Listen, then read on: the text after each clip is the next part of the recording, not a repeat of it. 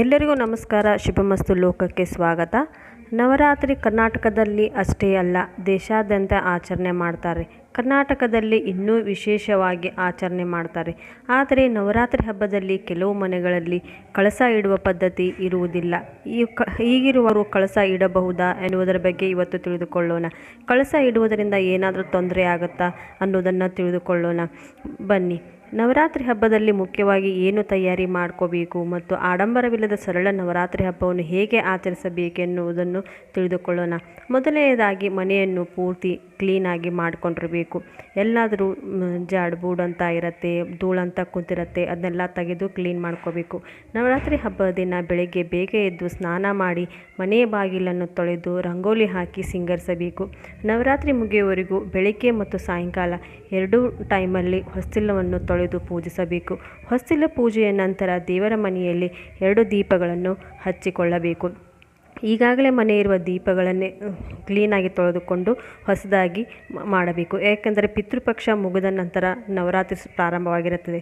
ಪಿತೃಪಕ್ಷ ಅಂದರೆ ದೋಷ ನಿವಾರಣೆಗಾಗಿರುತ್ತದೆ. ಹೀಗಾಗಿ ನಮಗೆ ಒಳ್ಳೆಯದಾಗಬೇಕೆಂದರೆ ದೀಪಗಳನ್ನು ಕ್ಲೀನಾಗಿ ಇಟ್ಟುಕೊಂಡು ಹಚ್ಚಬೇಕು. ಕೆಲವೊಂದು ಮನೆಗಳಲ್ಲಿ ದೀಪಾರಾಧನೆ ಅಂದರೆ ಅಖಂಡ ದೀಪದ ಪದ್ಧತಿ ಇರುತ್ತದೆ, ಕೆಲವೊಂದು ಮನೆಗಳಲ್ಲಿ ಇರುವುದಿಲ್ಲ.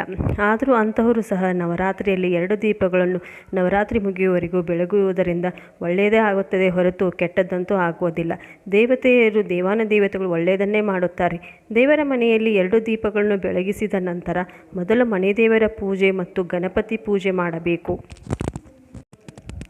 ಈಗಿನ ಆಧುನಿಕ ಕಾಲದಲ್ಲಿ ಆಧ್ಯಾತ್ಮಿಕ ಪದ್ಧತಿಯನ್ನು ಸಹ ಮತ್ತೆ ಪ್ರಾರಂಭ ಮಾಡ್ತಾ ಇದ್ದಾರೆ. ಹಳೆಯ ಪದ್ಧತಿಗಳು ಇಲ್ಲದೆ ಹೋದರೂ ಹೊಸ ಆಚರಣೆಗಳನ್ನು ಮಾಡ್ತಾ ಇದ್ದಾರೆ.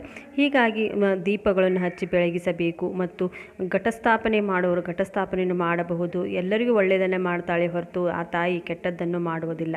ಪೂಜೆ ಮಾಡುವಾಗ ಮೊದಲು ಸಂಕಲ್ಪ ಮಾಡಿಕೊಂಡು ನಾವು ಈ ರೀತಿ ಪೂಜೆ ಮಾಡ್ತಾ ಇದ್ದೀವಿ, ನಮಗೆ ಒಳ್ಳೆಯದನ್ನು ಮಾಡಮ್ಮ ಅಂತಂತ ಕೇಳ್ಕೋಬೇಕು. ಈಗಾಗಲೇ ಮನೆಯಲ್ಲಿ ಕಳಸ ಇದ್ದರೆ ಆ ದೇವರ ಮನೆಯಲ್ಲಿ ಹಾಗೇ ಇರಲಿ. ಅದರ ಜೊತೆಗೆ ನವರಾತ್ರಿ ಕಳಸ ಬೇರೆಯೇ ಸ್ಥಾಪನೆ ಮಾಡಬೇಕು.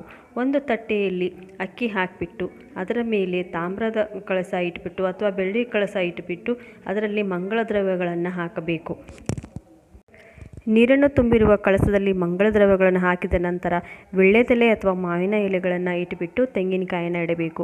ಮನೆಯಲ್ಲಿ ದೇವಿ ಮುಖವಿದ್ದರೆ ಮುಖವಾಡವನ್ನು ಸಹ ಹಾಕಬಹುದು. ನಂತರ ಮುಖ್ಯವಾಗಿ ಗೆಜ್ಜೆ ವಸ್ತ್ರ ಹಾಕಬೇಕು. ಅರಿಶಿಣದ ಕೊಂಬು ಇದ್ದರೆ ಅದನ್ನು ಕಟ್ಟಬೇಕು. ಮನೆಯಲ್ಲಿದ್ದವರು ಹೆಣ್ಣು ದೇವರ ಅಂದರೆ ದೇವಿಯರ ಲಕ್ಷ್ಮೀ, ಸರಸ್ವತಿ, ಬನಶಂಕರಿಯ ಮೂರ್ತಿಗಳಿದ್ದರೆ ಆ ಅಕ್ಕಿ ತಟ್ಟೆಯಲ್ಲಿ ಜಾಗ ಇದ್ದರೆ ಅಲ್ಲೇ ಇಡಬೇಕು. ಇಲ್ಲವಾದರೆ ಅದರ ಮುಂದೆಗಡೆ ಇಡಬೇಕು. ಅವುಗಳನ್ನು ಸಹ 9 ದಿನಗಳವರೆಗೆ ಕದಲಿಸಬಾರದು. ಈ ಕಳಸವನ್ನು ನವರಾತ್ರಿ ಮುಗಿಯುವವರೆಗೆ ಒಟ್ಟು ಕದಲಿಸಬಾರದು. ನಂತರ ದೇವಿ ಆವಾಹನ ಮಾಡಿಕೊಂಡು ಮನಪೂರ್ವಕವಾಗಿ ಪೂಜೆ ಮಾಡಿ ಎಷ್ಟು ಅಷ್ಟೋತ್ತರ ನಾಮಾವಳಿಗಳು ಬರುತ್ತವೆ ಅವನ್ನು ಹೇಳಬೇಕು. ದೇವಿಗೆ ಸಂಬಂಧಪಟ್ಟಂಥ ಹಾಡುಗಳನ್ನು ಹಾಡಬೇಕು.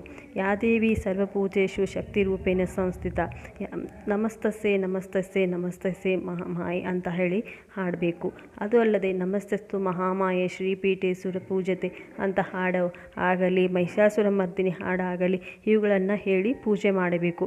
ಹೀಗೂ ಏನೆಲ್ಲ ಮಂತ್ರಗಳು ಬರುತ್ತವೆ ಆ ಮಂತ್ರಗಳನ್ನು ಹೇಳುತ್ತಾ ಪೂಜೆ ಮಾಡಬೇಕು. ನಂತರ ಮಂಗಳಾರತಿ ಮಾಡಬೇಕು. ನಂತರ ನೈವೇದ್ಯಕ್ಕೆ ಬೆಳಗ್ಗೆ ಪುಟಾಣಿ ಸಕ್ಕರೆ ಮಾಡಿದರೆ ಸಾಕು. ಸಾಯಂಕಾಲ ಮನೆಯಲ್ಲಿ ಮಾಡಿರುವ ಶುದ್ಧವಾದ ಆಹಾರ ನೈವೇದ್ಯ ಮಾಡಬೇಕು. ಸಾಯಂಕಾಲ ಪೂಜೆ ಮಾಡಿನೇ ನೈವೇದ್ಯ ಮಾಡಬೇಕು. ಪ್ರತಿದಿನ ಬೆಳಗ್ಗೆ ಮತ್ತು ಸಾಯಂಕಾಲ ಪೂಜೆ ಮಾಡುವುದರಿಂದ ನವರಾತ್ರಿ ಎನ್ನುವ ಹೆಸರಿಗೆ ಒಂದು ಕಳೆ ಬರುತ್ತದೆ. ನಮ್ಮ ಮನೆಗಳಲ್ಲಿ ದುಷ್ಟಶಕ್ತಿಗಳ ಪ್ರಭಾವವು ಕಡಿಮೆ ಆಗುತ್ತದೆ. ಮನೆಯಲ್ಲಿ ಶಾಂತಿ ಸಮಾಧಾನವನ್ನು ಕಾಣಬಹುದು. ಈ ರೀತಿ ಸರಳ ಪೂಜೆ ಮಾಡುವುದರಿಂದ ಎಂತಹ ಅಬಲೆ ಆಗಿರುವಂತಹ ಮೇಳೆಯೂ ಸಹ ಬಲವನ್ನು ಪಡೆಯುತ್ತಾಳೆ. ಆ ದೇವಿಯ ಆಶೀರ್ವಾದ ಸಿಕ್ಕೇ ಸಿಗುತ್ತದೆ. ಮನೆಯಲ್ಲಿ ಹೇಗೆ ಕಳಸಾರಾಧನೆ ಪೂಜೆ ಮಾಡ್ತೀವೋ ಅದೇ ರೀತಿ ನವರಾತ್ರಿ ಕಳಸದ ಪೂಜೆಯ ಜೊತೆಗೆ ಬನ್ನಿ ಮಹಾಕಾಳಿ ಪೂಜೆ ಮಾಡುವುದರಿಂದ ಮುಂದಿನ ನವರಾತ್ರಿ ಬರುವವರೆಗೂ ನಮ್ಮ ಎಲ್ಲ ಕೆಲಸಗಳು ಜಯ ಸಾಧಿಸಬಹುದು.